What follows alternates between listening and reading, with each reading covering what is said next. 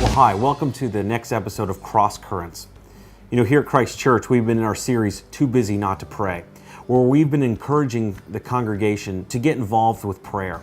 And we've been asking for the congregation to submit requests about prayer. And I have here just a small sampling of some of the prayer requests that have been submitted. It's overwhelming to see all the prayer needs in our church. But it's also powerful that we as a staff and congregation can pray for those needs in our congregation.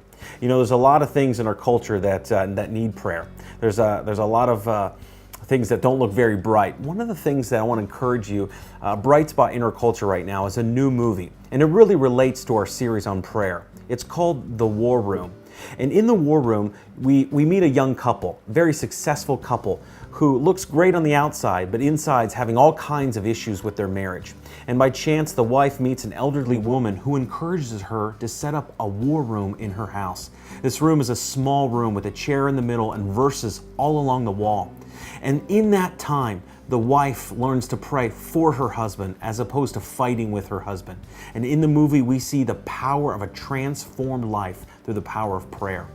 When the director was asked, why did they name the movie The War Room? He responded, "We called it The War Room because, like the military, we should seek God for the right strategy before going into combat." By combat, I mean daily issues we face in our culture. This really mimics what Paul says in Ephesians chapter 6 when he talks about putting the armor of God on. It says in verse 10, "Finally, be strong in the Lord and in His mighty power. Put on the full armor of God so that you can take your stand against the devil's schemes."